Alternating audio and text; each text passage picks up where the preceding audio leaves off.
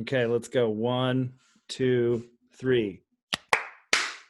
That was so terrible. Bad. That was the worst one. You were right. You were right, Dave. Okay. Is it was I? I was yes. maybe because I'm on the end of the world. The lag. Here, wait. Let me try. What if I do it? Yeah, just to see. You do it.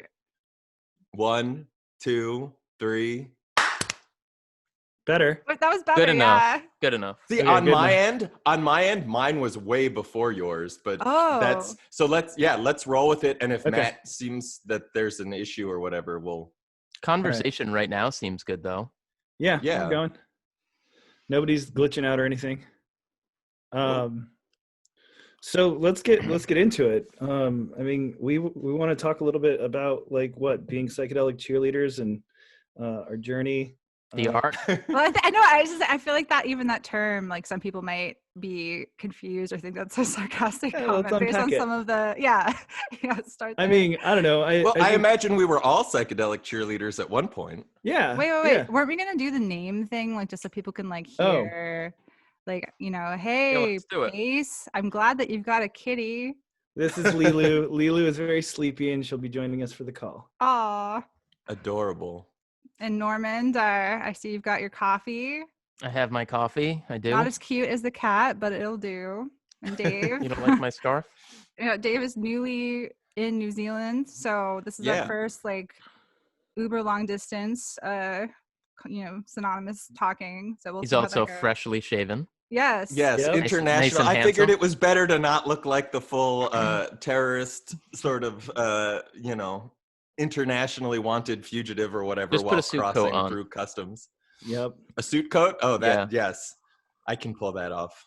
So back to cheerleading. Yeah. So I mean, I don't know. I think it's important for us to talk a little bit about like how we all got here and what our own journeys has been with psychedelics, as well as just like why we're so critical of how things seem to be going, why we care, Yeah,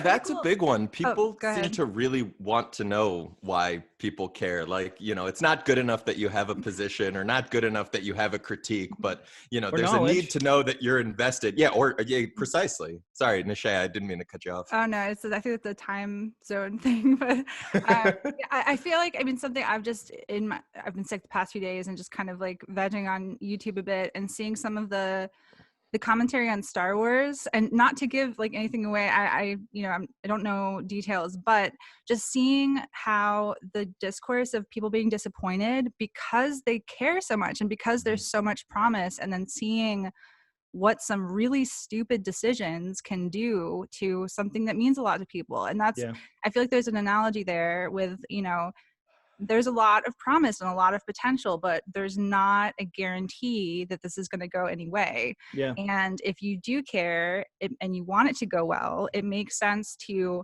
step up and say when you feel like things are going in a sketchy direction. And especially right now, because, where this is going to be in the future is being determined right now. Yeah. And over the last 2 years, especially. And we've seen that with cannabis, just how quickly mainstreaming can, move things in different directions. And so since psychedelics are a little behind the curve on cannabis, it makes sense to not dawdle and drag our heels, but actually, be proactive about speaking up when we feel like the current conversation is lacking an important perspective, for example. Yeah, so without giving away too many spoilers, I do want to say I thought it was really cute when baby Jabba said, "Bring me Jar Jar." Sorry, it's a bad joke. All right, we're gonna cut that out. No, that's great. What's baby Jabba? I thought it was baby Yoda. I have no. It's definitely in the new one. It's definitely a baby Jabba. They're just trying to work with what works, So I watched it. I watched. Hang on, time out. I've watched all the Mandalorians so far, and it's baby Yoda. Oh, okay. There's no baby Jabba. I have seen nothing, like so I have no clue what. Weinstein, like petting a plant.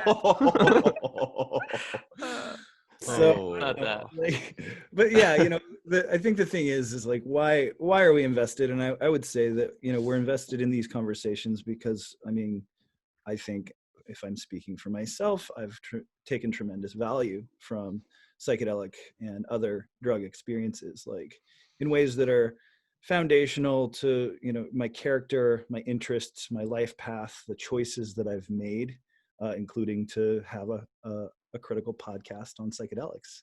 And sense of self, even, to get right down to it, I feel like for many of us at least. Connection to community, absolutely. So I don't know. Probably for many of similar reasons why other people have been inspired or interested in it or whatever value that they've got out of it. No different. It's just that we've been working in this space in a while and we're seeing it move in a direction that we're critical of. Yeah, and I think there's also something to be said about the number of people who choose to participate in some of these more public or visible psychedelic communities or spaces are a drop in the bucket, right? Like the number of people I know who remain in the underground who aren't interested in the more public discourse, but who have whatever sort of meaningful connections. I mean, for me, looking at the way psychedelics influenced my political consciousness, my awareness around that, and sort of set me off on trajectories that I may have been able to come to without psychedelic insight, but were, for me, clearly catalyzed by those experiences. Like when you find other people who have those connections or have those experiences or have that affinity, and they're avoiding these spaces because there's so much that they find objectionable in them, it's sort of like, how do we have discourse? How do we bring that huge, I would contend, huge sector of psychedelically engaged folks, not necessarily into a public light if that's not what they want, but at least to reflect some of those viewpoints and takes. Yeah. And that's why this seems so important I feel to like me. There's like an arc in terms of both, well, I would say definitely my journey, but I think we share this a little bit, where you get interested in psychedelics, you read a bunch of books, you have your experiences, and then you finally end up at a conference someplace, and it feels great, like to see the people that you've read their work and be introduced to new ideas and have really interesting conversations out in the hallways, as we've talked about before, and build some personal connections with people. But then they say you shouldn't meet your heroes, and you start getting more information about what's actually going, what people are planning for this space. And I would say, for me, there was a process of disillusionment, to see people conforming the psychedelic experience to the system rather than the system. Yeah, attempting to conform. And I think a big part of it is, and this is something I've seen around the world. I was talking to people outside Breaking Convention in the UK, some of whom weren't even coming to the conference because of toxic situations that they'd been exposed to previously. And we were gathered, at a pub down the street and talking. And I was hearing all the reasons, very valid reasons that people didn't want to be there. And I said, we need to help create a space where the disenfranchised, disillusioned folks can come together, so they're not just atomized and sent away from the space, but an alternative place where those kinds of views and equality and those kinds of things are stressed, and not, we are the hero, the leaders of the psychedelics, we are going to make all the money, and to have that not be the main event. Yeah. We talked about it briefly at our live event, that like, I think part of why we moved away from being a general cheerleader for the psychedelic renaissance and more towards critiquing what's actually happening is the idea that, we're not all going to the same place. There are different goals, there are different ideas, different models for how all of this should be accomplished, whether we're talking about decriminalization or medicalization or mainstreaming or some sort of, indigenous focused discourse. And and let's be clear, there are a lot of people involved in these communities who feel this way as well. This isn't just like we're four weirdos here, like dissenters at all. I think these points of view are quite common. We're the they just majority. They're not given airtime. Yeah, right? they're marginalized by many of the people who are choosing who to invite to speak, who are choosing what ideas to spread on their websites, etc. So we're definitely trying to. But I think, today I really want to make sure that we do focus on individual stories, because we have touched on our concerns before, but I think today we really wanted to mention why more deeply our specific past histories led us to this place where, we have an actual individual, story and collective story of how that happened. So just to share a bit of that, and maybe Pace, because I think this was your idea, so do you want to maybe start with some of the specifics in your case? Yeah, I mean, so I can touch on some specifics, and I want to say that, speaking publicly about psychedelics is something that, is somewhat fraught, because you're still talking about things that are illegal, and they're, the coming out movement that you really framed, Nishay, provided, I think, a lot of discourse, or a lot of arguments as to why it's important to do so regardless. Well, and when you can, in my writings, I really stress thinking intentionally about it, and why am I not speaking, for example. And sometimes I do emphasize there are very good reasons not to. Absolutely. But just what I really encourage is to think critically about it, so that, if you do feel comfortable taking a certain kind of risk, that I encourage that if your life circumstances allow for it. Yeah.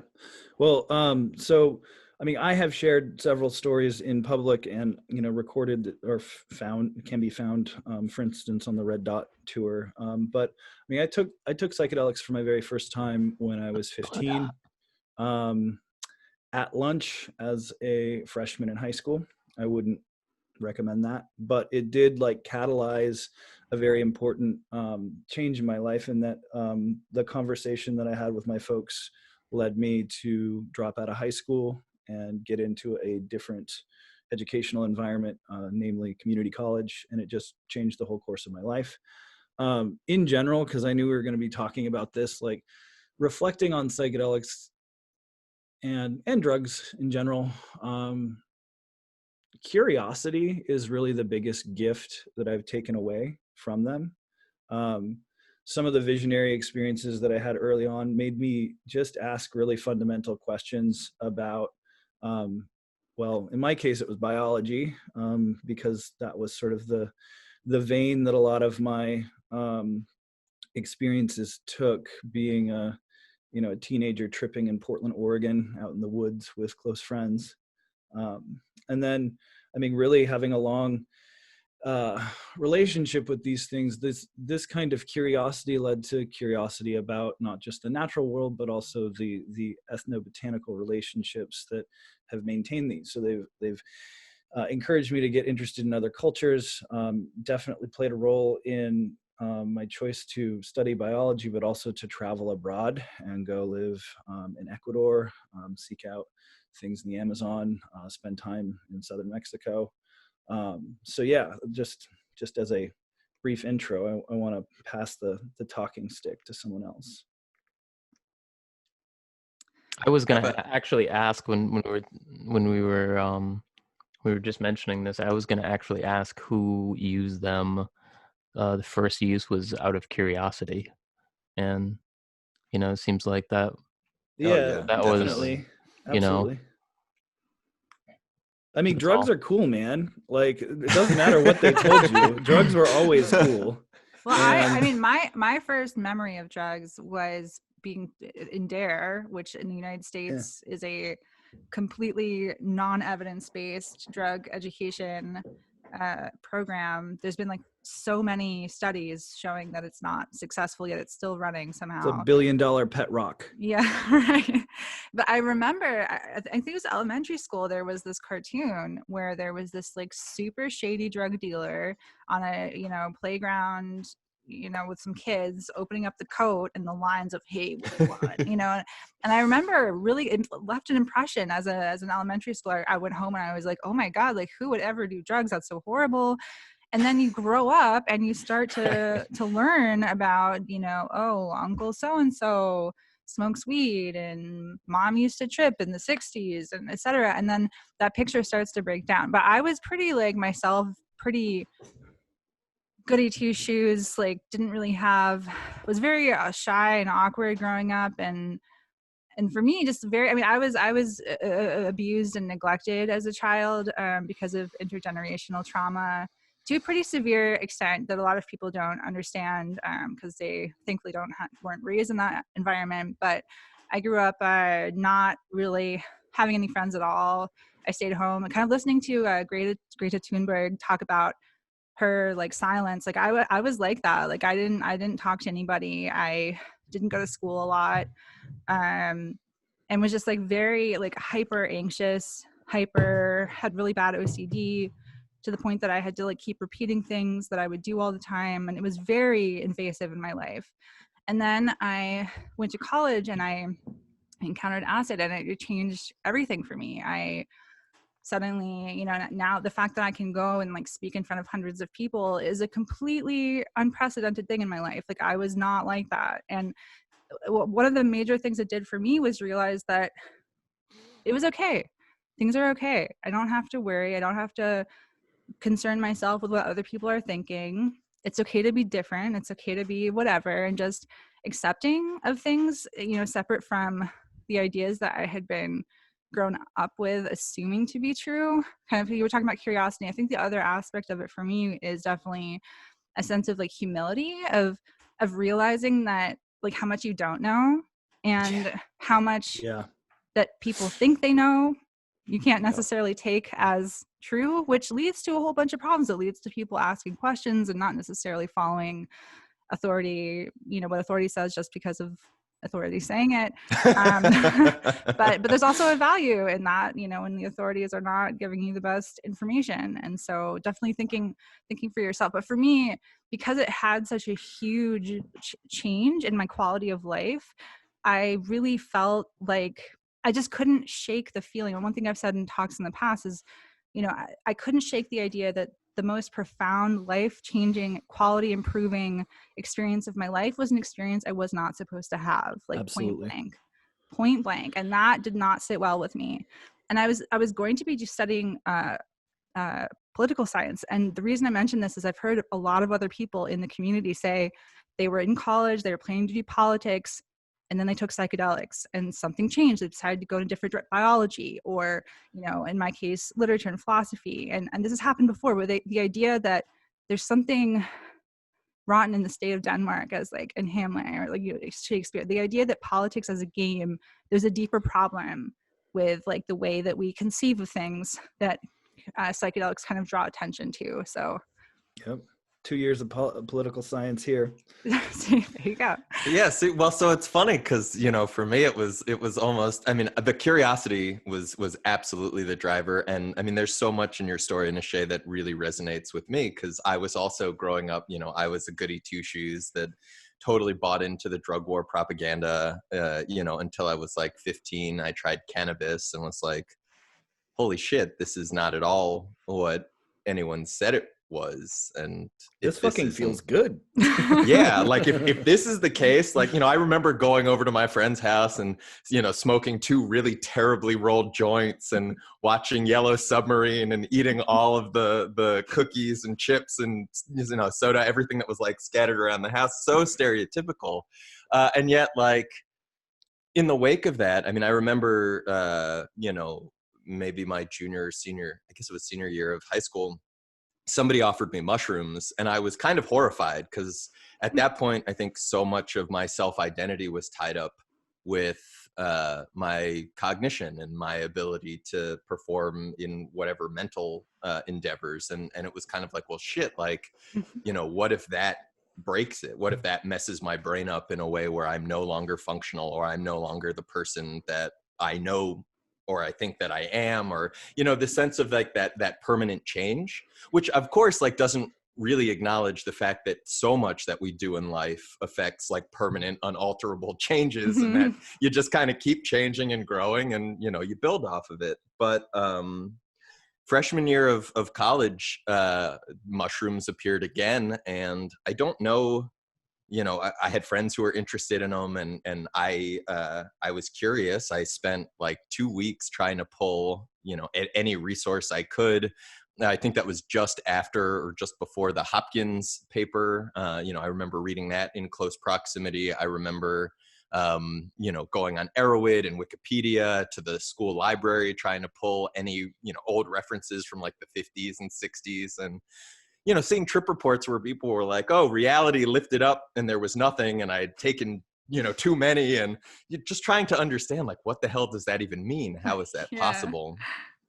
And it seemed safe enough. It seemed like, okay, well, looking at all of these reports, nobody has permanent lasting damage. That seems particularly scary. So, okay. And then, you know, I tried them and nothing was ever the same. And for me, like, you know, Nishay, you talked about some of the sort of OCD type tendencies. And for me, my earliest memories go back to my grandmother dying, and that sort of existential angst from the time I was 3 and lying in bed awake for hours, trying to sleep and trying to grok, like, what does it mean to not exist? What does it mean? You know, sort of that Alan Watts notion of I'm going to be in a box of nothing forever. Have we talked about the fact that I had the same thing growing up, and one of my best friends, the exact same thing. One of my best friends that I first took psychedelics with, she had the same thing, and we bonded before the psychedelics even happened about how we had grown up being told that like kids don't think about death, and like lying awake every night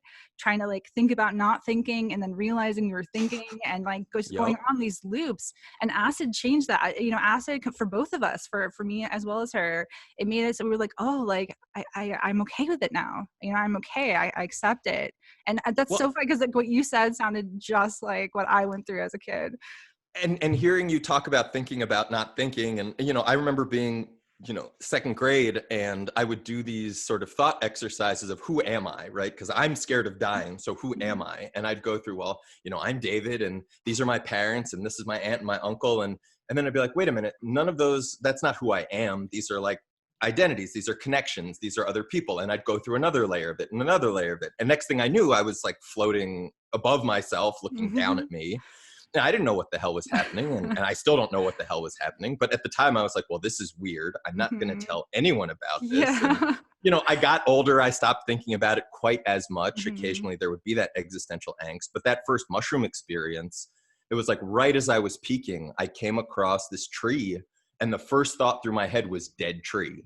And the immediate, you know, the tree had fallen across the path I was walking on. And the immediate response was like, there was this other presence that sort of grabbed my consciousness and steered me and was like, look, there's bugs, ants, beetles, fungi, moss. It's like, there is no death. There is no like it doesn't start or stop in any concrete time or place. You're part of it, you know, dance, motherfucker. Yeah, that was the first experience for me too. Yeah. Well, if anyone went to, no, continue, Dave.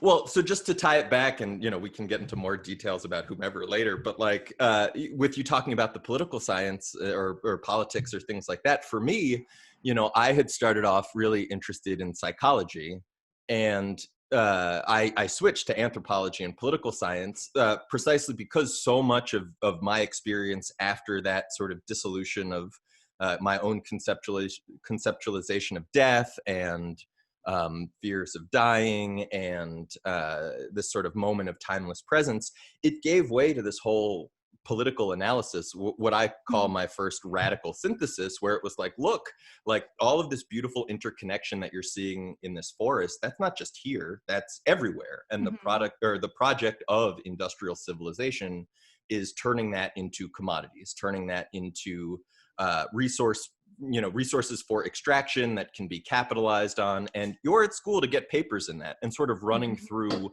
what my options were, you know, it became pretty apparent that I couldn't opt out. I couldn't drop out. You know, there had to be some way to resist. And for me, that was sort of like, well, then in addition to sort of studying whatever I can about human culture, it would seem good to at least engage in some of the political discourse, at least to understand what's going on and how it can be sabotaged or attacked or deconstructed if possible. Yeah, I just wanted to say that, you know, it's really interesting what you started out saying, Nishay. If anyone went to Catholic, nobody went to Catholic schools here. No. Well, I'm a good little Jew. well, that's like, for me, that pre-psychedelic, like me, Catholic schools will fuck you up with the concept of with the concept of it, they'll fuck you up, but it's actually it's good and bad. With the concept of like Jesus dying and then he's gone. It's forever. He's in heaven forever and ever and ever. And that concept of infinity, I think early on, it fucks with little kids, and really expands. I think, just thinking outside themselves of what does that actually even mean in the first place. But when I was little, my dad, we'd go camping and we'd go down to the beach and he would just like mess with my head and talking about space and like, how far does it go? And is there another side of it? What is this? Like, it's a really basic question, is what is this? So I think that early kind of seed of curiosity in me kind of led me to having the curiosity of taking psychedelics later on in life, even though as a teenager I was very, very against it. I was very against it in high school. So then you encountered it in college? No. After I was wow. Yeah, it was later on. I didn't smoke weed until I was 23. I was a late bloomer. Yeah. I didn't like it. And in high school, there was a group of like hippies in high school, and I was always scared of them. They would wear cargo pants and have big hemp necklaces and come into school in the morning reeking of weed. And I was like, I don't want any part of that. It wasn't until I started playing music, play bass, so playing music after that my bandmates were using it, and I decided to try, and just quickly recognized how well it worked with like the creative songwriting process. It was an excellent tool for being creative and getting in sync with other people who you're working with. You're creating something with that doesn't exist yet. And so when you're playing music and you have that kind of openness, that was what initially did it for me. Yeah. I mean, the way that, so I would identify that psychedelics have impacted me in some general ways. One, my aesthetic sense, two, the kinetic effects that it has had while exploring the dance floor or hiking or being with a partner or on a yoga mat or in the dojo while on some alteration, or just applying some of these insights from a variety of substances, has really stuck with me. But also, the way that when you're on the arc of one of these substances, if you're on enough, there's a time where you have linguistic derangement and you're not really able to grasp your language. And then at some point you are more lucid and more in connection between your words and your thoughts than in normal conditions. And that's always been fascinating to me. I really love like how easy it can be to say multiple things at the same time, like with a few words that have multiple meanings, and like it comes very naturally in certain states of consciousness. But just one reflection I had on like some of what we were saying in terms of our like pre-psychedelic priming, I guess you could say, was this is part of why I've made the argument that I think like you can be gay without ever having sex. I think you can be a psychedelic person without having ever taken psychedelics. I think that not everyone would be so tripped out by these like kind of existential questions as a child. It's like some people might be exposed to death or these ideas about time and space, but it might not really like lodge in there and mess with them in the way that it does too. And actually that's something that I think Bill Richards has said. And I think some people just have this sort of existential curiosity that makes it such that those people oftentimes respond positively to psychedelics. So I think that the drugs are not the main factor, but there's a synergy between these kinds of like primings and traits and the chemicals interaction with certain people that it's definitely very agree. like productive. Yeah, sure. And on the subject of kinetic effects too, because I grew up, like I mentioned, super anxious and really dissociated from my body in like major ways. Grew up really obese, like 100 pounds more than I am now. Grew up with head lice for years, and I was just kind of like a shell of a person, really. And one example of like the body reconnection is I had to go to like physical therapy for some back pain, and I was observing as a physical therapist was talking to me and trying to describe things. This is somebody who really gets their body and has studied it, and he thinks that saying something in one way is going to translate to me. But as someone who's not ever understood my body or felt my body that way, it wasn't getting across. But then there would be times where afterwards I would take some cannabis or be on a psychedelic and be feeling it out and thinking like, oh, like this is what he meant. I understand now. Oh, I move this way, and wow, that pain that's been there for years, I can feel it like loosening up. And I'm really interested in, because I think a lot of our culture reinforces this really toxic kind of embodiment and like just the ways we're expected to move around in cars and, you know, sit. And I feel like these are tools that could really help people get into their bodies in a way where talking about the body, even guiding a person through some movements once, is not going to get that kind of education across in the same way. Yeah. But that's not something that the current medical system is really talking about or interested in, that kind of like the physical pain, you know, solutions. I mean, I think there's something to be said for the sort of confluence of body workers and the psychedelic world. I mean, you know, just like maybe there's a correlation between death metal and opiate users, psychedelic people seem to be a little bit more interested in pursuing physical stuff, whether it be like contact juggling or playing with those fucking devil sticks or something, you know. But like, it's something that that makes sense in the sense that the heightening and derangement and the bending and amplification of the physical senses, the tactile, the just all of them, the visual.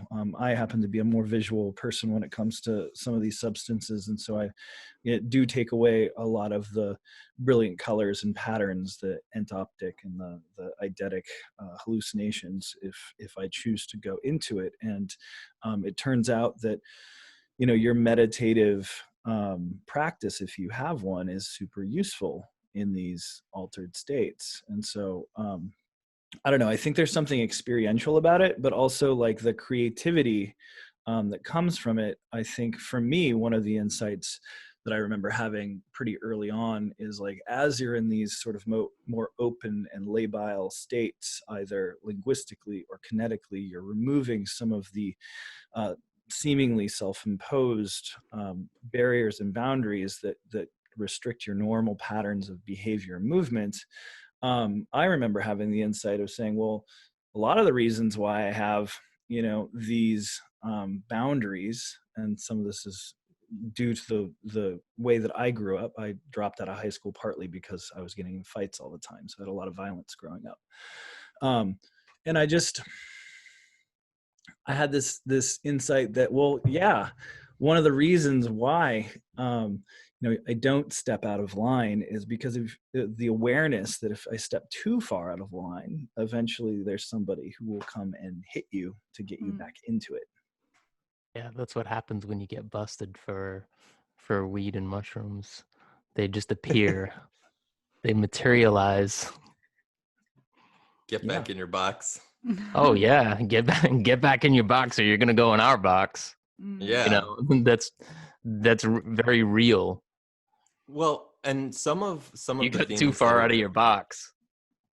Precise. Well, and some of the themes that are coming up now, you know, these are some of the reasons why I would say I've generally been antagonistic towards gurus and shamans and psychedelic institutions and all of these actors and constructs that seem set up to hold positions of authority and power. And frankly, you know, it's not just them, right? It's also folks who desire to abdicate their responsibility and agency and turn it over to these folks, because who is better equipped to make meaning of your psychedelic experiences than you. You know, I'm not saying people shouldn't consult other people. I'm not saying folks shouldn't have resources or engage in dialogue about, you know, this happened to me and I'd like some help unpacking it. But at the point where you've had a, whatever you want to call it, boundary dissolving, transcendental experience of the divine, and you take that experience and bring it to somebody and say, make meaning of this for me, you're literally giving away all of your power. Because to whatever extent there is any sort of consensus or objective meaning, at the end of the day, like, we all find ourselves as sort of subjective characters within existence, and we make meaning for ourselves. We are meaning-making machines. And so if we you so need to choose.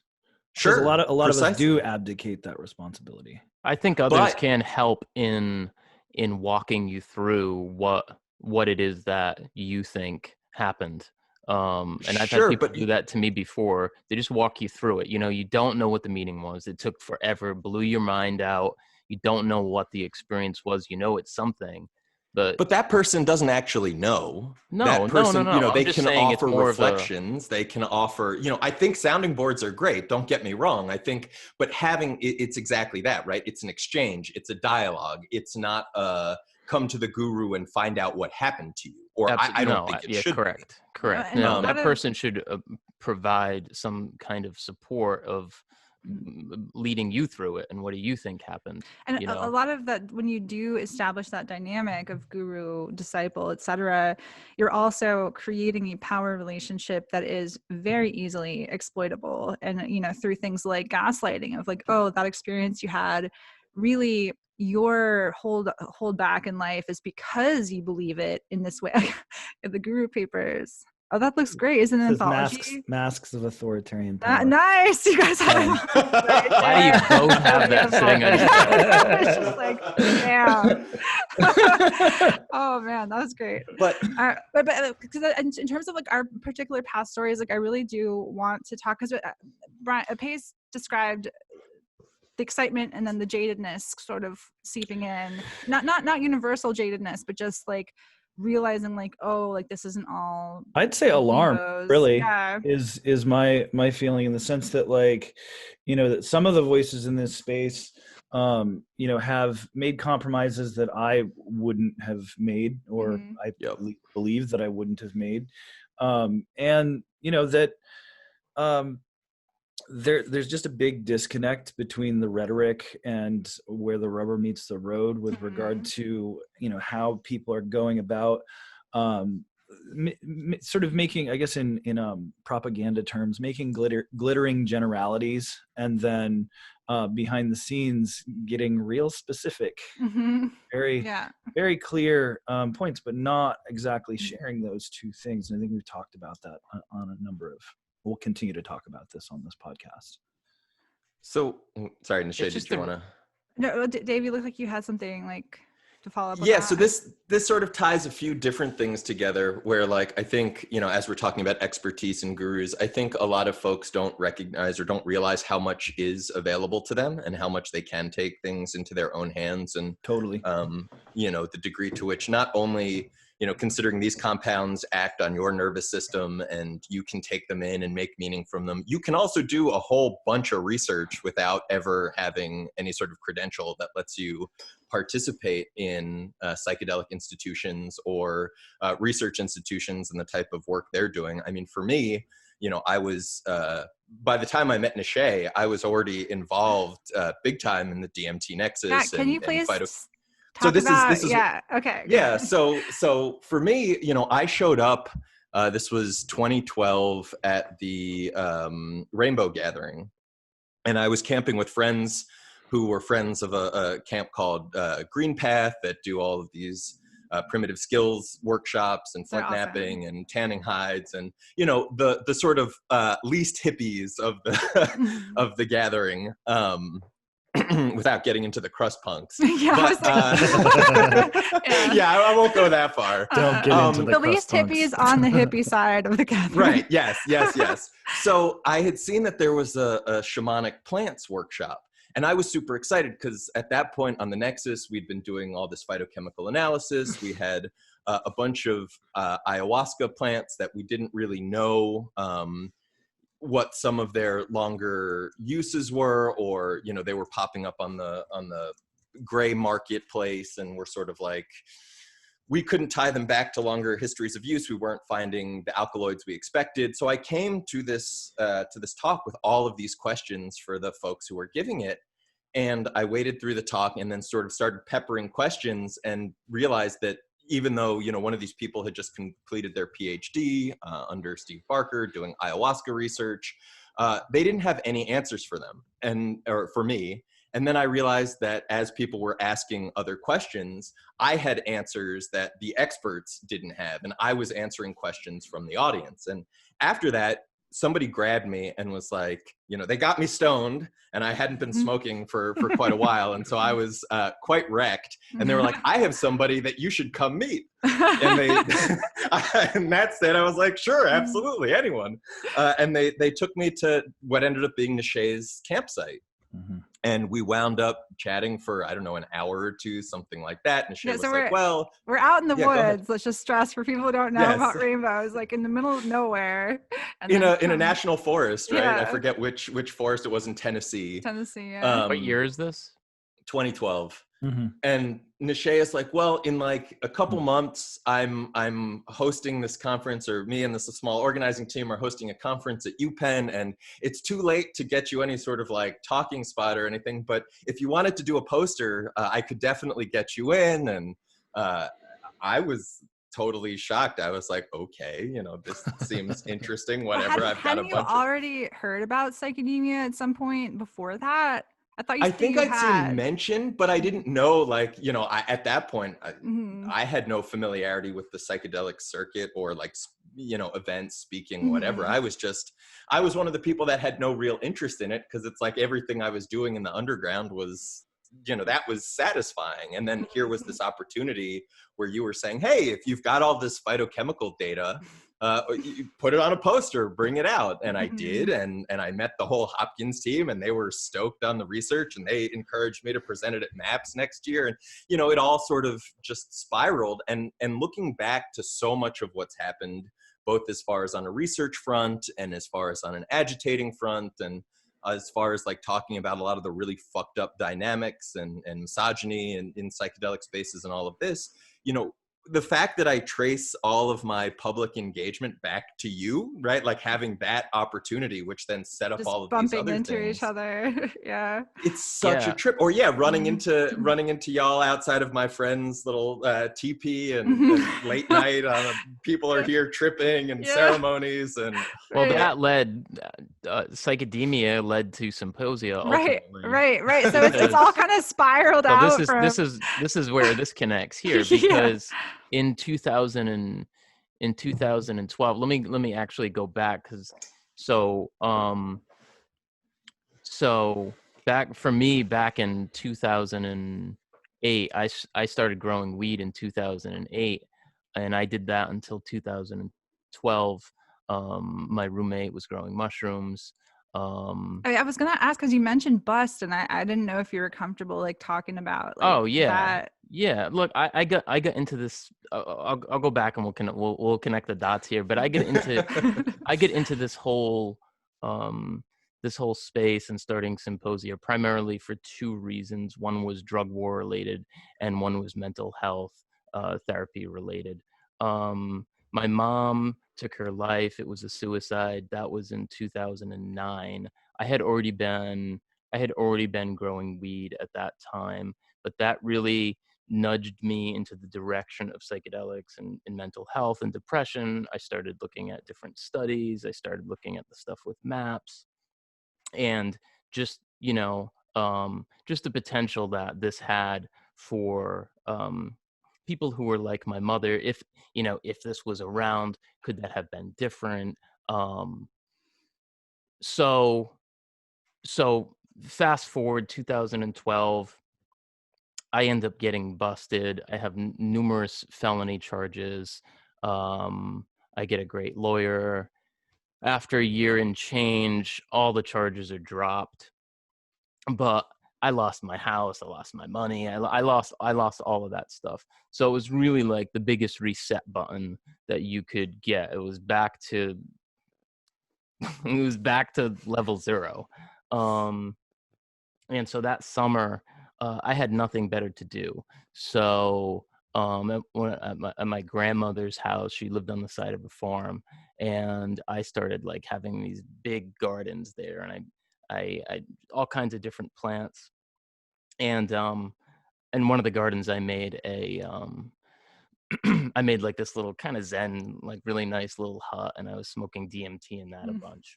And I was reading. I was out in the sun. I was reading a lot of books. I was around plants. I was always outside. It was a wonderful summer, actually. I was trying to put myself back together, and I was reading the Harvard Psychedelic Club.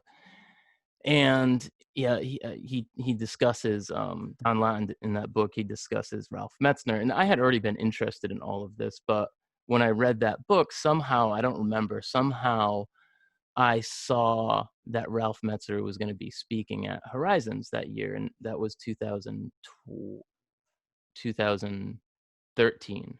No, 2012. I went to that one. It was super cool. Like, Ralph Metzner was like super accessible. I was standing in a circle with him and like two other people. I was like, this is cool. And I went by myself. I went on a bus by myself. That year is when I met Brett. Brett is the other co-founder of Symposia. He was sitting outside talking to Jeff Gus about something. Talked to Brett very briefly. I was like, who's this crazy guy? And and we talked for a few minutes on the stairs. We went in. We didn't talk again. The next year I went back, and Brett remembers me.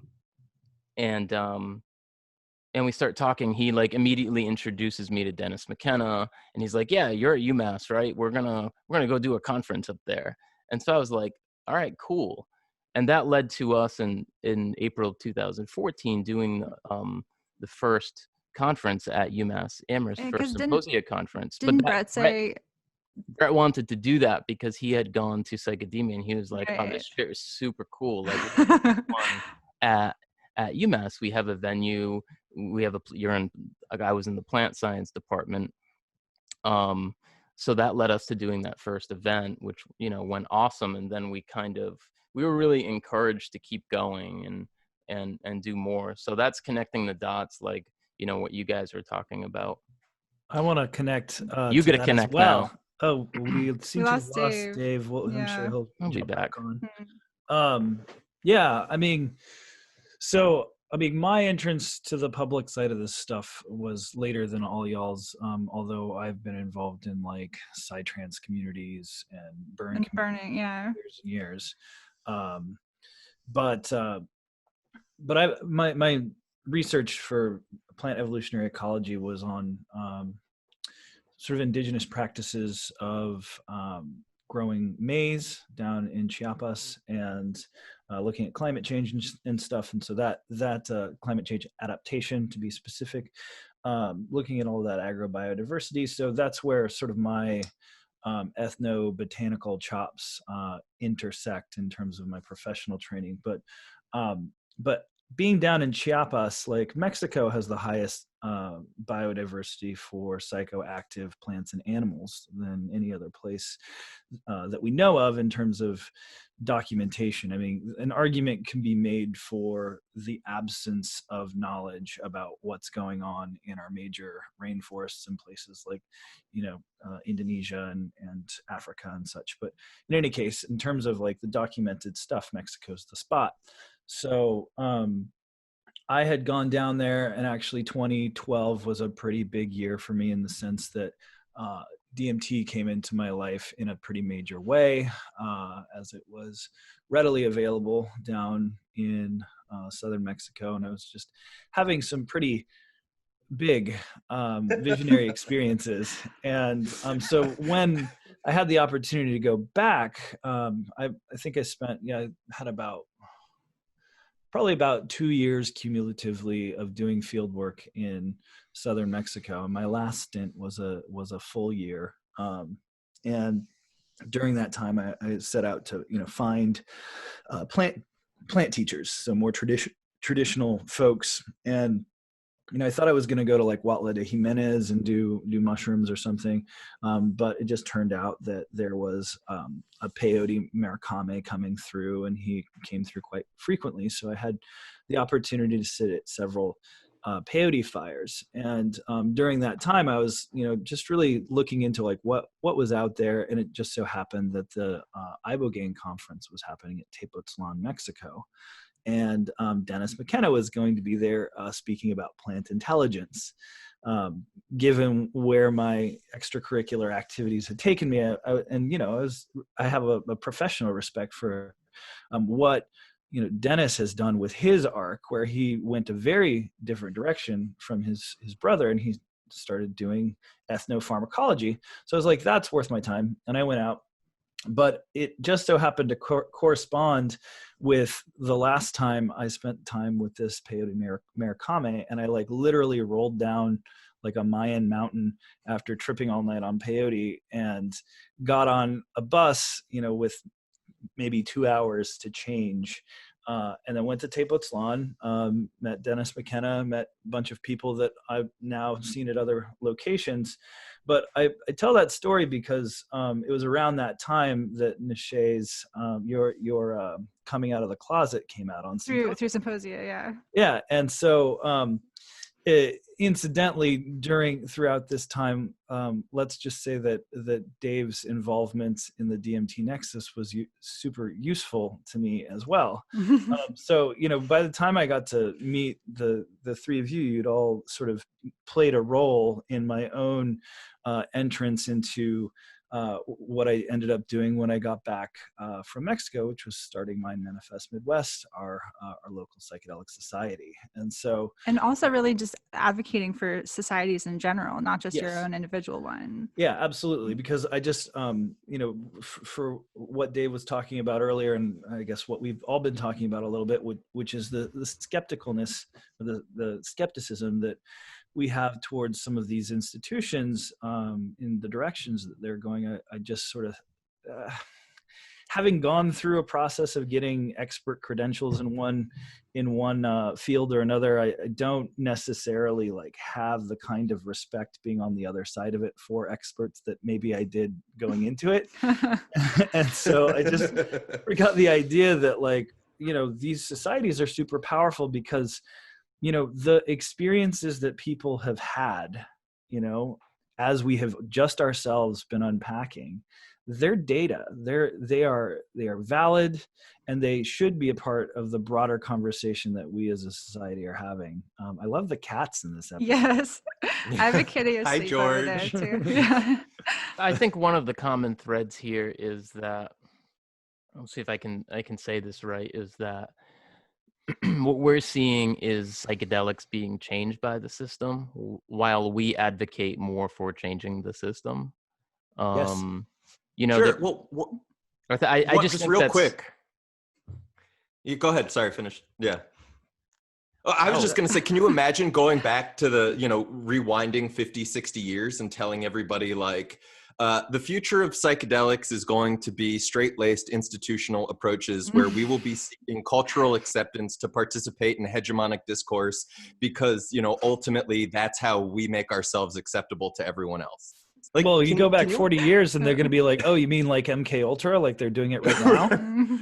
Right. Well, precisely. And that's just it. Like, for me, it's such a mind fuck to think that this is where we're at, that this is somehow, as people are essentially creating these myths about psychedelics make society better because, and in order to sell that myth, we have to sweep all of these stories of sexual misconduct and abuses of power and, sort of government psyops. We'll sweep that all under the rug so we can just focus on the stuff that makes for a good sales pitch. But it's like at the point where you have to sweep all of that under the rug, the stories that you're telling, the product that you're selling is fundamentally not what you're saying it is. Yeah. So it's like, well, that relates. It relates back to. Go ahead.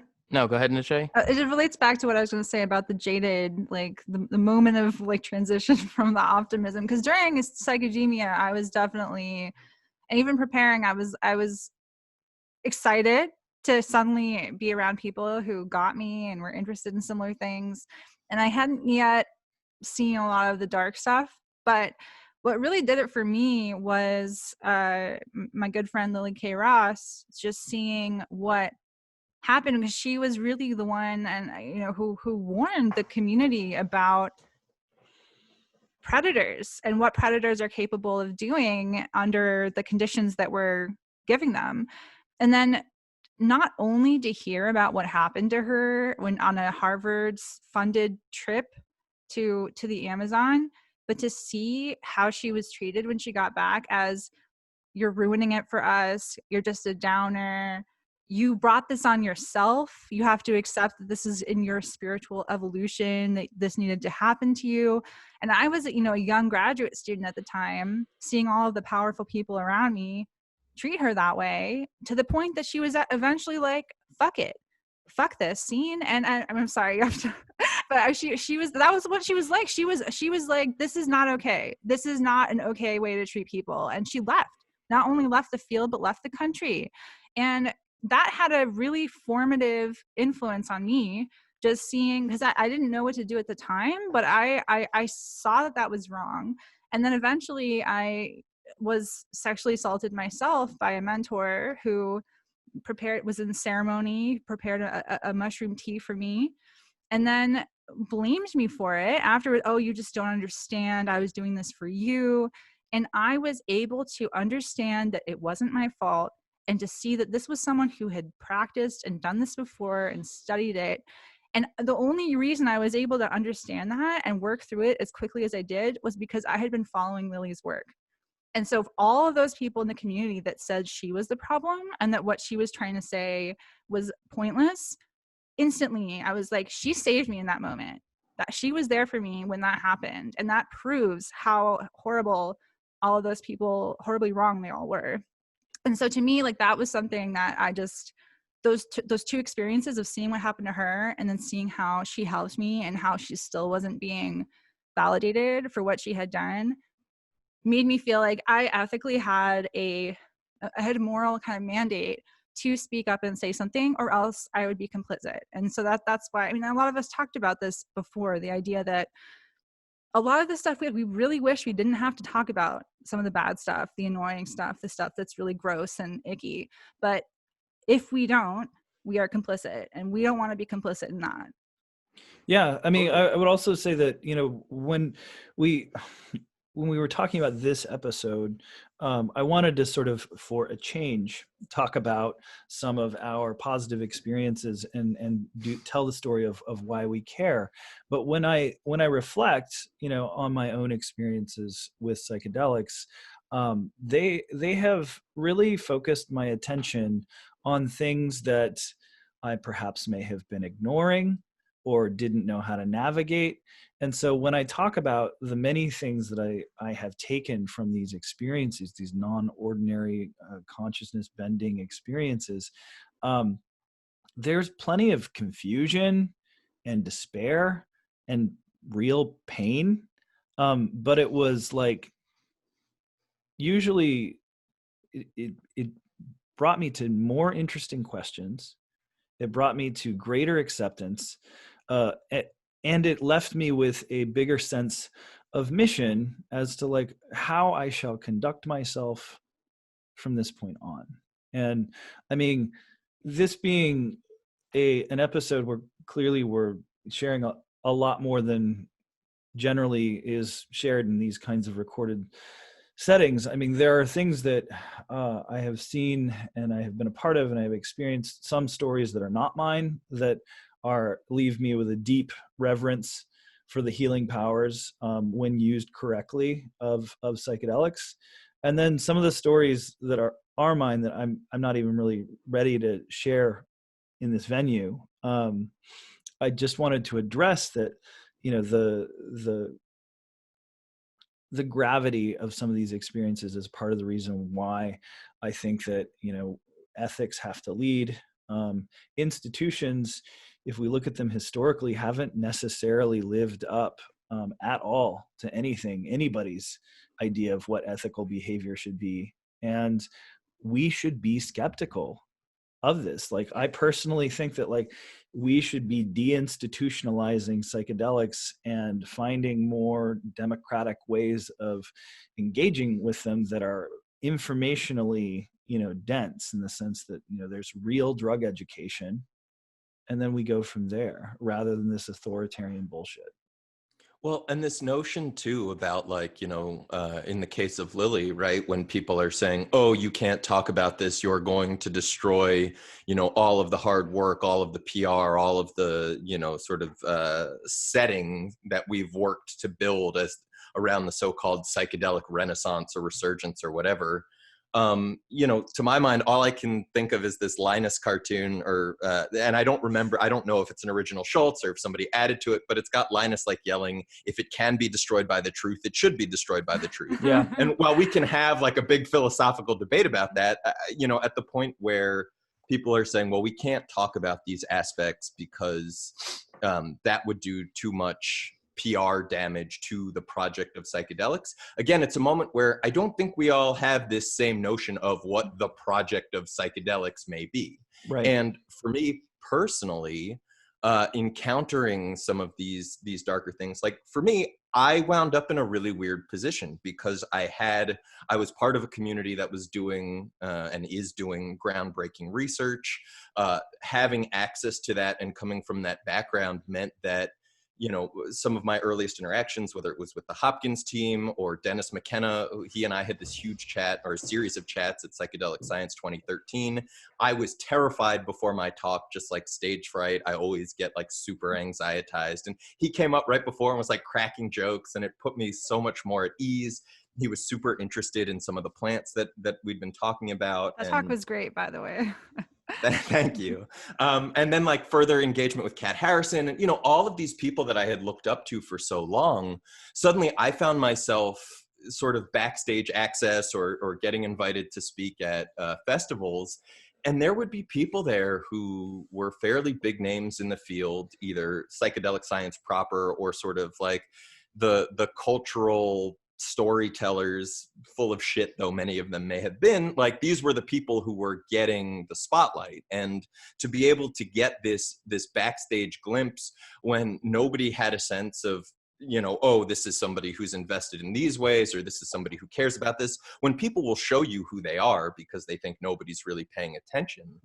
It didn't take me long to look around and find myself quite disgusted with much of what I was seeing, that people would put on facades, and in some cases not even very convincing facades, but then you'd sort of they'd sort of be happy to show you what was going on behind the curtain, right? And to me, this notion of when people tell you who they are, when people show you who they are, believe them.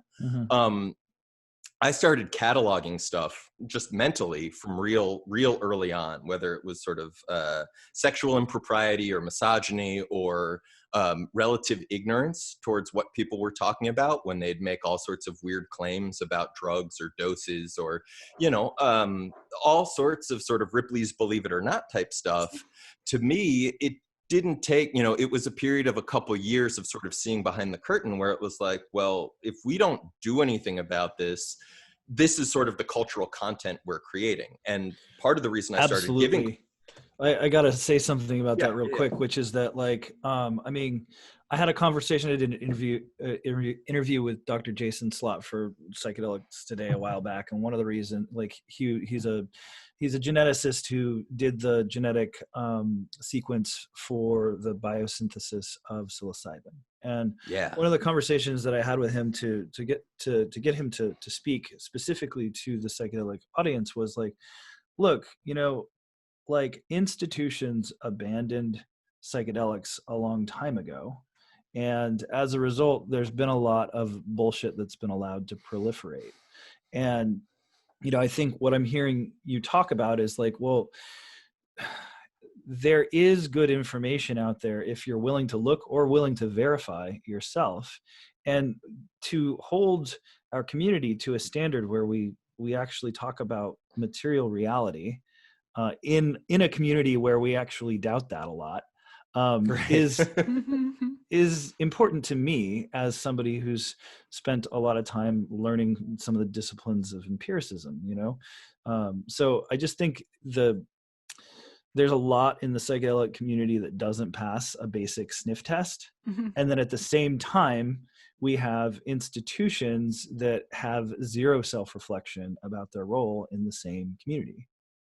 Precisely. And one of the things I've talked with Pace about, or sorry, with Normie about at length, is that like having entered into those spaces and seeing what made the cut, what passed muster, you know, it was like, to me, the notion that there should be a price for bullshit.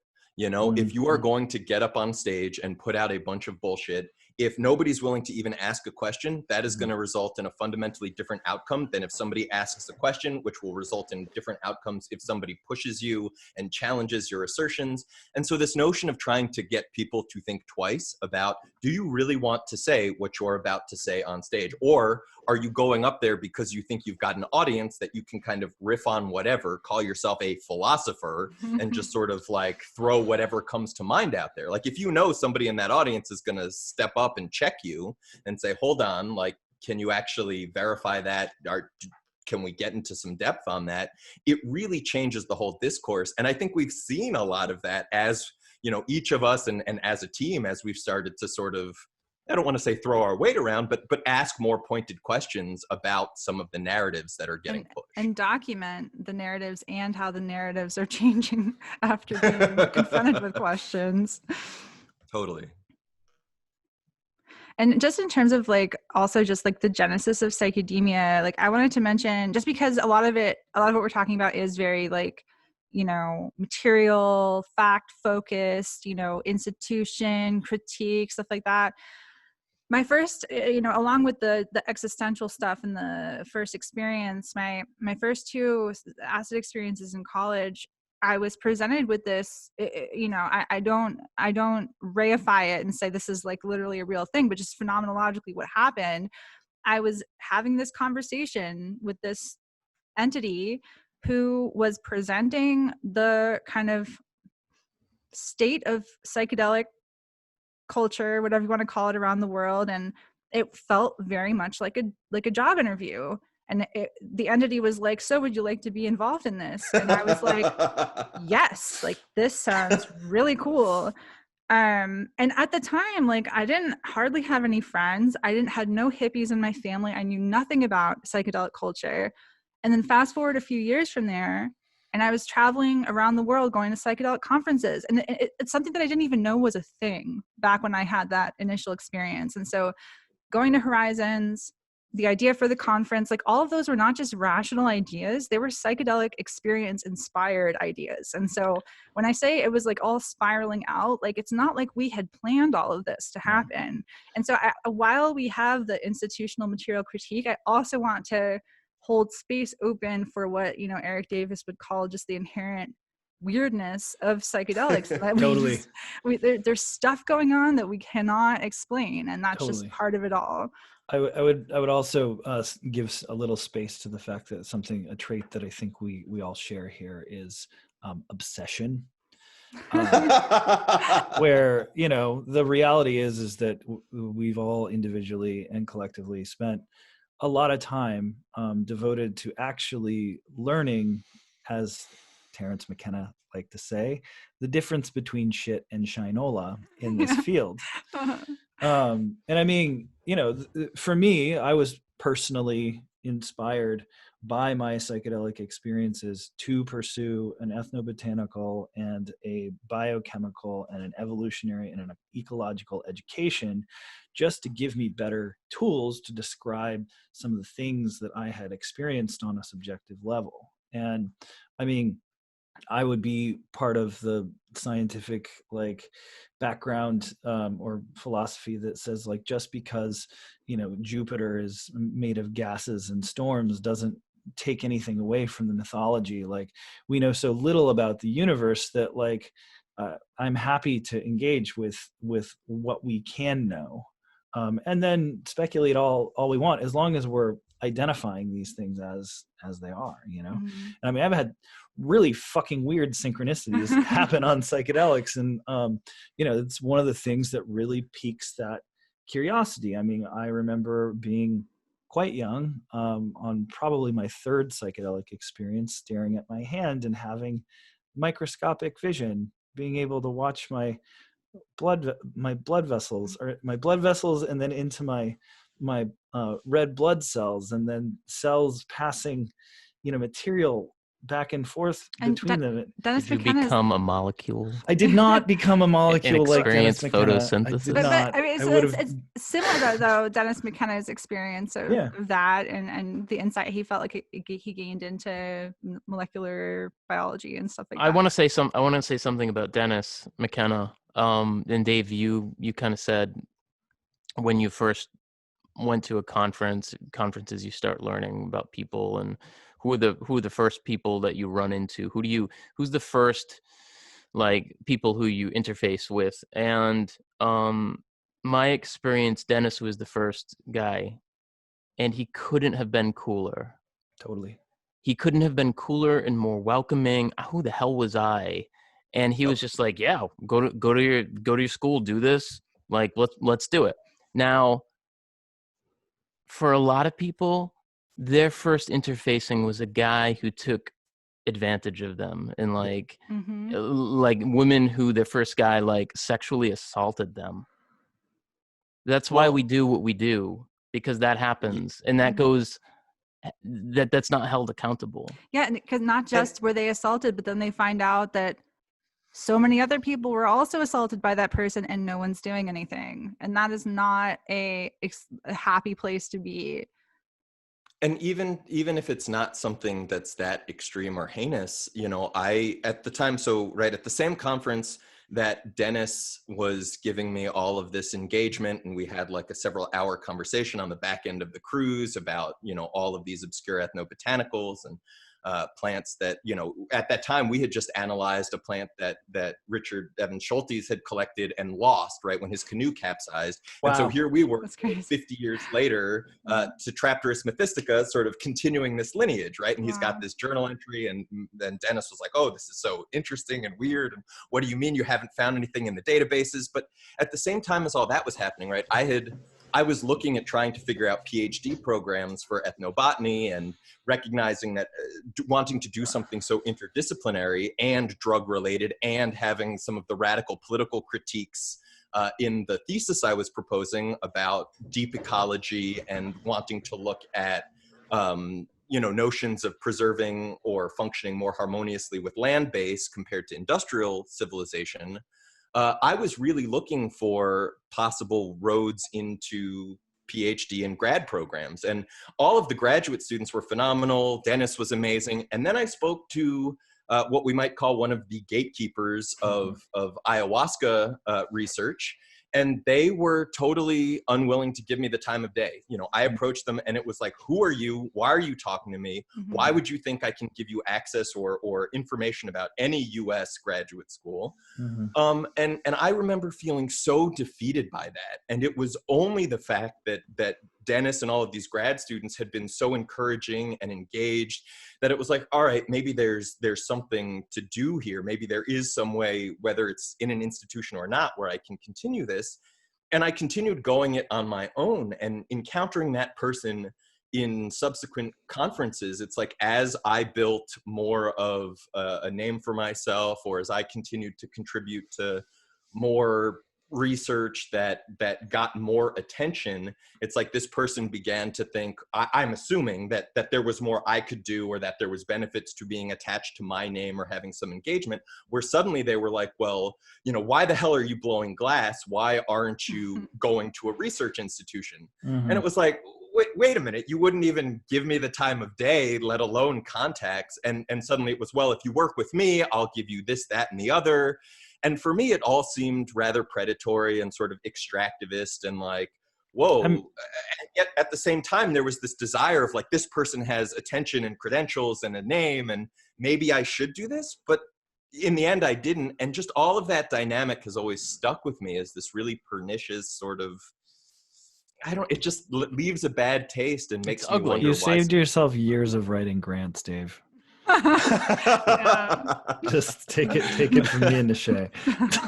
Totally. Well, and I still get to engage with people who have gone through the process and who are, cutting edge, bleeding edge, really interested in this. And to me, whether it's professional or institutional or whatever, being able to have these talks and being able to work through these issues, I think, whether here or in the broader communities, these are the things that are worth doing, right? Coming together to see what we find meaningful and what we can parse out of these experiences.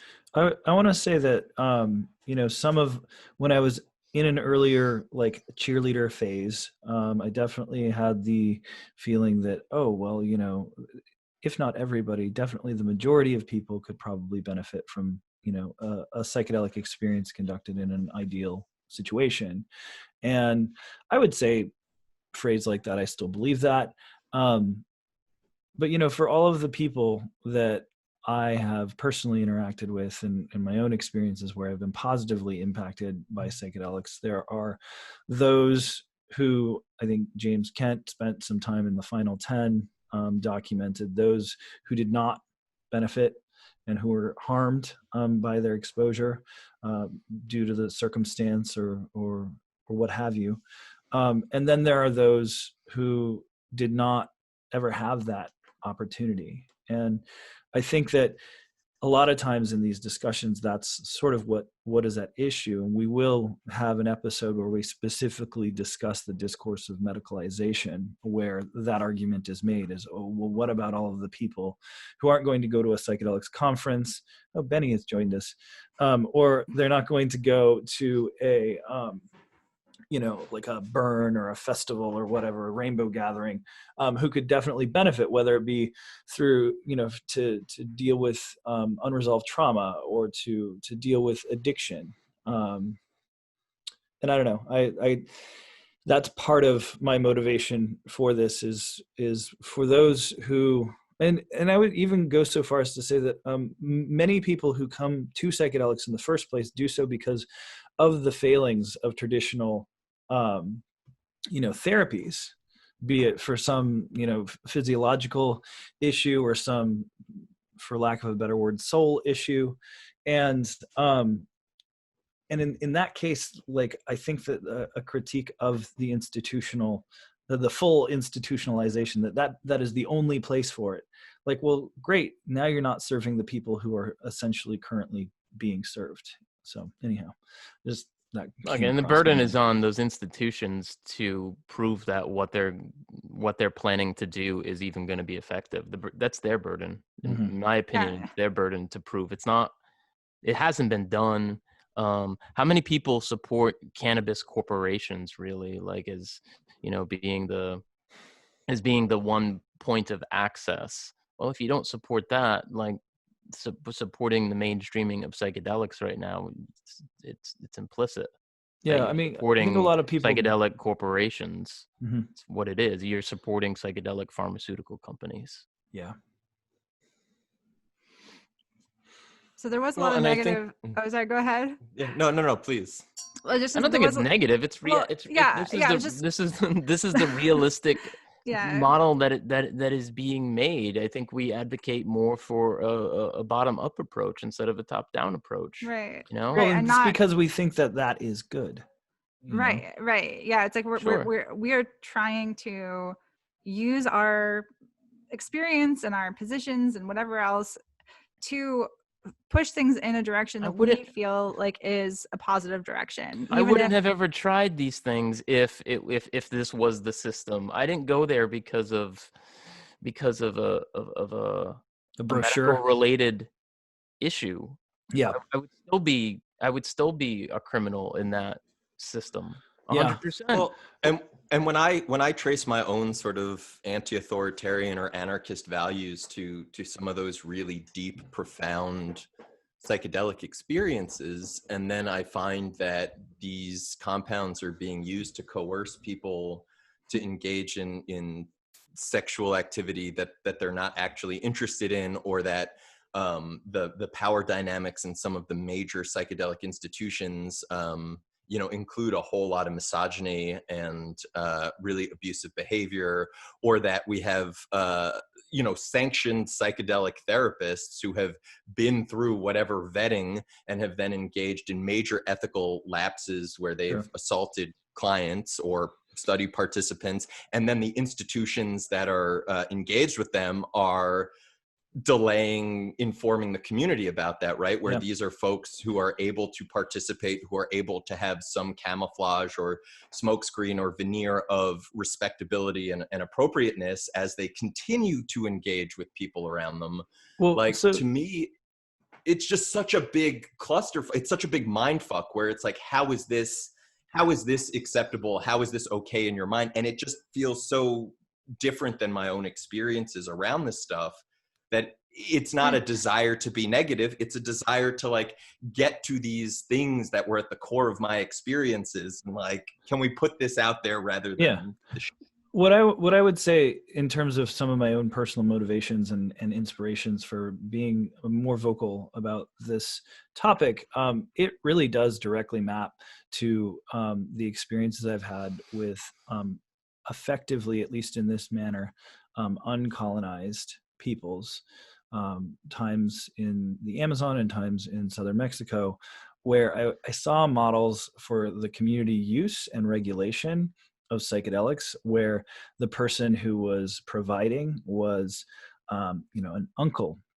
a friend of a friend, somebody who a lot of people could vouch for their work having experienced it themselves. And that person was not like a millionaire. They were very much a respected equal. And the utter wholesomeness of it was really inspiring to me, in the sense that like here we're building all of these institutions and it's just a big reflection of everything that we're doing, that maybe we should do less of if we want to live more lightly on the planet and have our children and grandchildren be able to enjoy it. But Nisha, you've been trying to say something. Oh, well, there's a few things. I mean, one thing I was going to mention is that like Pace and I are both pretty much like on the like outs, or like kind of leaving academia. Bye. So it's like, because when Dave was mentioning he gets to still participate, I mean, it's worth noting, I think, that these things are still not embraced, like these ideas, by the community and by academia at large.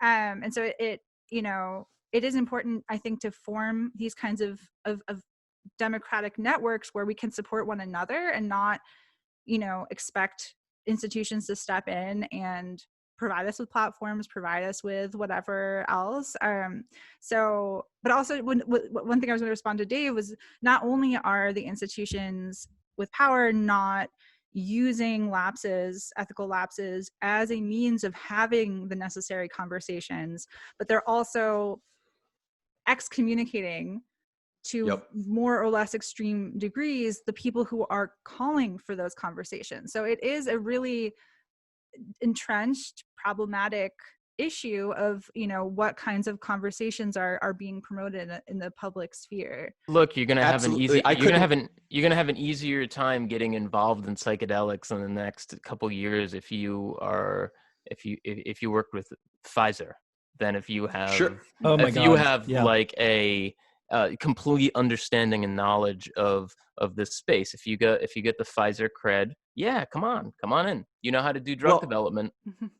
Sure. And I couldn't help but notice that Breaking Convention declined to have the talk that I had proposed dealing with ongoing and documented issues of sexual misconduct in psychedelic spaces, while accepting a talk on what could a psychedelic Me Too movement look like, in the abstract, and then promoting all of that notion of, look at how, we're highlighting what this might look like, this, that, and the other. And it's like, well, hold on. I submitted a talk that included very real, specific, like, instances where this has happened, and proposed that we talk about that. I don't know what the internal process was for deciding that, but I do think it's interesting the way we see some of that shuffling. Similarly, I think it's interesting around like issues of professionalization, where everybody everybody, or many people now want to be psychedelic therapists or quote integration specialists, where folks are looking to hang up a shingle. And when I suggest that maybe, you know, psychedelic engagement, maybe whether it's dosing people or sitting with people or whatever, maybe that shouldn't be commodified. You know, I'm told that like that you have to survive somehow. This is how it's done.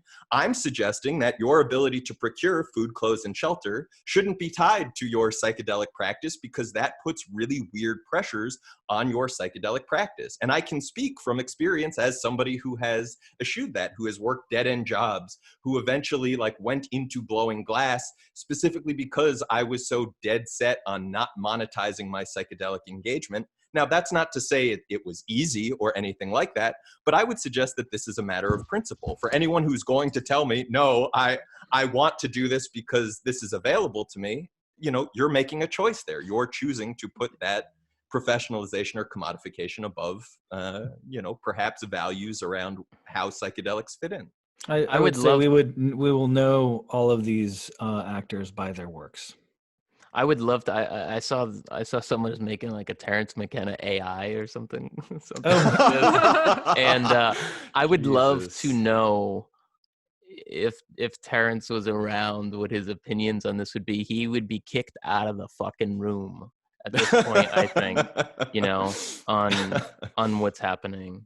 You know, he'd be persona non grata, I think, in a lot of these. Well, I think most of those, and that's the point I was trying to make earlier, you know, whether we look at, you know, the weirdos and freaks touring the country and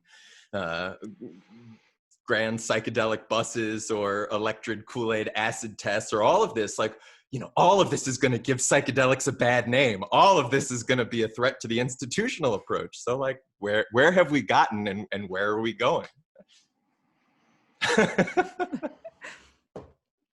That cat is incredible. Yes. And in terms of where is this going, I think it also relates to what we've been talking about of like visioning, dreaming up like a future direction for symposia as like specifically a venue for kind of putting out there unpopular perspectives or perspectives that are shut out of other areas. And, actually, I wouldn't say they're unpopular. Well, unpopular like in terms of like what other institutions are putting out. Like maybe not in vogue. Yeah. Just not in vogue at the moment until people realize what is coming down. Well, because I like to think that a lot, I mean, of course I would like to think that, but I like to think that the conversations that we have been interested in having are actually the conversations that are on the minds of a lot of folks who are paying attention or who have some kind of, you know, real, for lack of a better term, like skin in the game. They care about the outcomes of this and have been, you know, sold a certain narrative. If you weren't paying attention in the last 5 years and you saw a video on YouTube, you know, with Rick Doblin, you might be surprised at where we're at right now. And I think that, you know, the idea that we could be moving towards, you know, models of decriminalization, I think in the back of a lot of people's minds, when you say we need to do something about the drug war like that, that's probably where we're going. But instead we're going towards, you know, very, very narrow ways of doing it. We're going towards a psychedelic world of corporations where one of the biggest investors is the chairman of Palantir, Peter Thiel, who has a company based on Sauron from Lord of the Rings. Right? That's not an exaggeration. No, it isn't. That's real. No. It's real. That's not a vision. That's not a psychedelic vision. That's happening. It's not an imagined dystopia. It's specifically happening. those orbs. It's a real to dystopia. See everything. Yeah. Well, I mean, I was gonna say, like, I'm really excited to continue to, you know, unpack these issues, and I think, you know, this episode that we've had today was really important to just sort of talk about what our journey has been to bring us to this point, and like why we have skin in the game, why we are invested in these conversations, because I think it's important to also, for sort of a full disclosure, kind of as full as possible on these topics. I think it's important that people who are out there engaging with the material that we're producing, like, just kind of have a better idea of what we're about. Yeah, I got into this because of the concept of healing other people, because I thought that was valuable for people, and especially people who are completely, they've never heard of it in their life. Middle-aged people like my mother who had never heard of it in their lives. And I came into it with that in mind. And as I've been involved in this for 6-7 years now, I just fundamentally disagree with the way that model of reaching those people is being built out.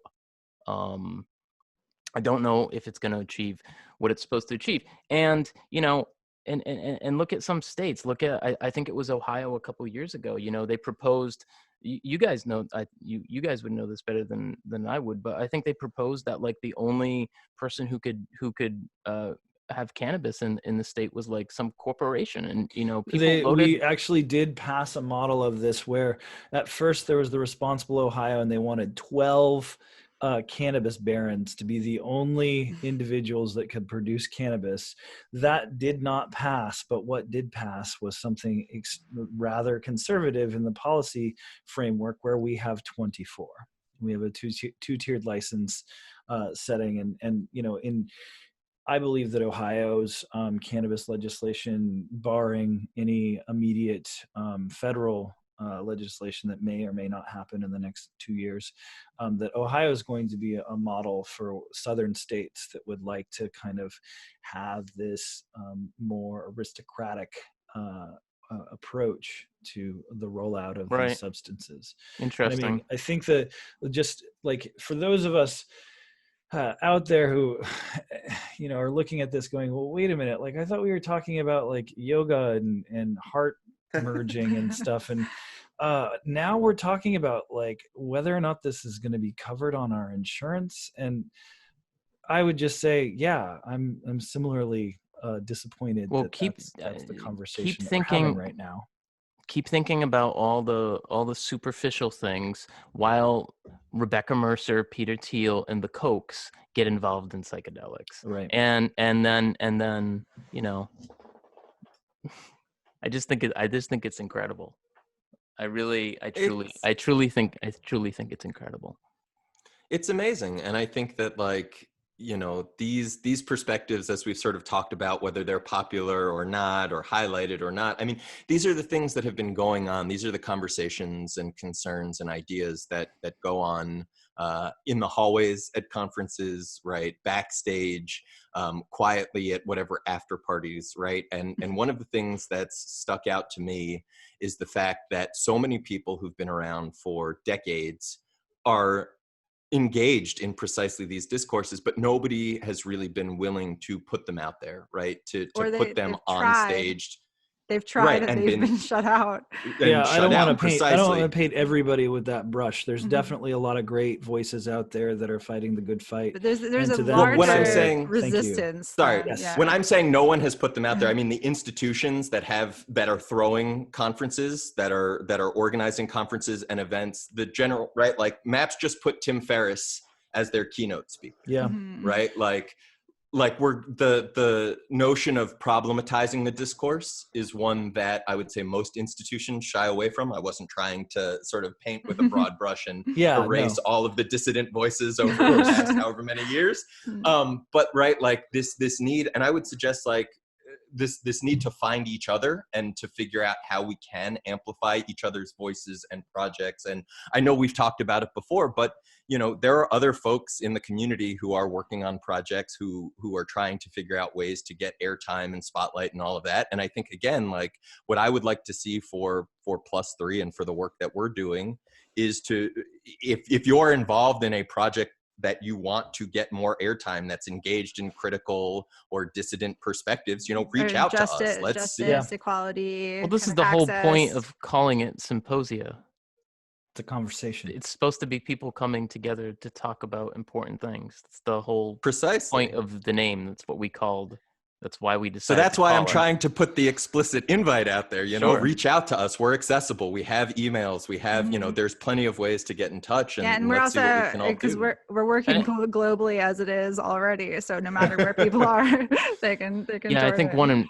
one important thing going forward that we need to do going forward is connecting the dots to, you know, these, in which we discussed in one of the last episodes, but connecting the dots to other movements that are not necessarily involved in this, but they're popular movements. It can't just stay within the confines of this space at all. We have to go beyond psychedelics for psychedelics' sake. It really needs breathing room, and not even just with the drug reform movement in general. Right. Well, and I it think needs to be, and I'm going to give a shout out here to Erica Dara, who she works with us, and she's been doing a lot on Green New Deal type stuff. It needs to be folded into that larger discourse, because at the end of the day, when you're talking psychedelics, I think we're talking mental health, and as we've discussed ad nauseum, mental health is a result of the broken society that we live in, and psychedelics are not going to be a panacea to cure that. And that society is a reflection of the human ecological relationships that we have with the biotic and abiotic world. We're out of balance, and we need to reconsider that. And I would even say that there are a number of similarities between the discussions around the climate fight with the drug reform fight, mainly in that both of them seem immune to facts in terms of the institutional response to them. There's plenty of data about what's the great way to do harm reduction, and there's plenty of data from scientists about what we should do about climate, and they share that. And they're both people who are talking about reality, are not necessarily welcomed into the fold or empowered. I realize that I'm going off on a slightly different tangent, but I wanted to say that, you know, this conversation has actually been a neat reflection of why we wanted to have this episode, in the sense that we sort of started out talking about our personal journeys as cheerleaders, and then we went into the experiences and the insights that we had that said, no, you actually have to be more engaged and a little bit more critical of what's out there, or else you might get bit or victimized. I've been involved in this on a daily basis since, you know, the beginning of 2014. I care about this work, you know. I feel that I need to speak up, and I felt that the symposium's name needed to be associated with having these important conversations, even if they're uncomfortable. We need to have these conversations, period. Absolutely. Agreed. That's why I'm super grateful to be here with y'all and getting to do this, and I'll tell more folks to the table. And I'll tell if there's other group organizers out there, go out on a limb. Go out on a limb, and you'll find yourself, and you'll find your people if you go out on a limb. And if you lend your organization's name to having these conversations, it at first it's difficult, because you're worrying about all these things. What are they going to think? How's my relationship with them going to be, with this other organization going to be affected? How's it going to be affected? What are they going to think of us? Fuck it. Yeah, and remember, at risk of coming across kind of cheesy, right? Like, nature loves courage. And bats last. All right, I think that's a wrap. All right. Thanks, guys. Yeah, and I think this will probably be our last podcast for the year. We'll come back in January after this. And thanks to all of our listeners and for hanging with us, and the support. It means a lot. Patreon supporters, the whole nine. Yeah. Happy New Year, y'all. Yeah. All right. So long. Peace. All right, Nishay, don't cut it. I'm not. Yeah, I already was on that. That was a lot of fun. I learned from that last was time.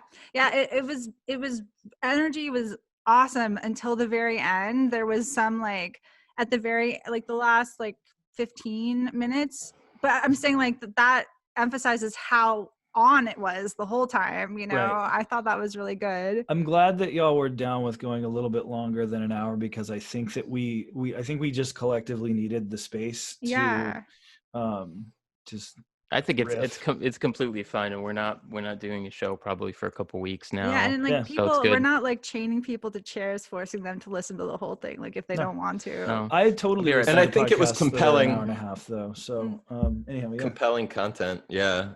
Well, and the thing is, doing the one with James Kent, and I'm certainly not going to propose that we start doing 2.5-hour podcasts because wow. But it's better for us to anything that might be 2.5 hours. That's 2 episodes, man. Right. Yeah, precisely, and that's what I'm saying. We have the option to sort of clean things up in post or chop it up, or and as Normie was saying, with some of the. As we're getting into the different media channels and the ability to create all of this content from, sort of a singular, to piece it out. Yeah. Yep. Well, I hope the cats here show up. They might be a good way to pitch the Patreon. +3 plus cats. Yeah. Hey, it's the internet, man. Precisely. Poor George has his little front paws all shaved. I guess that was from his vet visit. Yeah, I guess. I don't know. Brian has abandoned us. We'll have to ask him later. Yeah. So incidentally, y'all are saving me from hanging out with my grandfather-in-law for our organizational meeting next week. He's sort of a Trump supporter in his 80s who doesn't really remember who I am. So I was like, but I have this meeting, and I do. So I've been excused. So thank you very much. Congrats. What happened to George? He's sitting here. You said no, his little paws. You can see one. He looks like he got shaved for the vet. You said he was sick a little while ago? He hurt his back, and I didn't ever really come to a conclusion of what it was. Okay. But he's been prancing around. He's better? Yeah, he's a lot better. He just has little poodle paws now for the next month. Right. Yeah. I thought. Oh, sorry. Well, I thought that we've gotten. I think we sound a lot more natural than like the first episodes in terms of like the casualness or off the cuffness vibe of it, which I thought was really good. Mm-hmm. Sure, there's a liberation that comes along with just like saying whatever. Yeah. Well, the world hasn't ended from what we've put out, so I think we're doing okay. And I mean, I really look forward to our 10th and our 25th episode, because that's when you point to it and you go, oh, well, we have a body of work now, and you can recommend it to somebody. And that's I love finding podcasts that are 20, 50 episodes in. Good back. Sure, I can scroll a little bit now and now. There's a little scroll. Right. Question: can we do like an off-record housekeeping topic? I mean, we can keep the camera rolling or whatever, but because we had talked about some of the stuff around. Oh yeah, there was stuff you wanted to mention, right? Or bring out? Yeah, sure, whatever. Yeah. So the stuff. No. Yeah, I just wanted to close this out, so so it doesn't. So the video just doesn't go. Just got okay. Right. Gotcha. Sure. So yeah. So all right. So long, everybody. Yeah. Bye, everybody who's on. We'll see you next. For Patreon. As my grandfather used to tell me, we'll see you next year. Yeah. Hey, also, I just want to say, being the holidays out there, for those of you on Patreon, take care of your friends this holiday season. People do weird things with drugs this time of year, and just check in on all those weirdos you hang out with. Yep. All right. Cut. All right. Okay.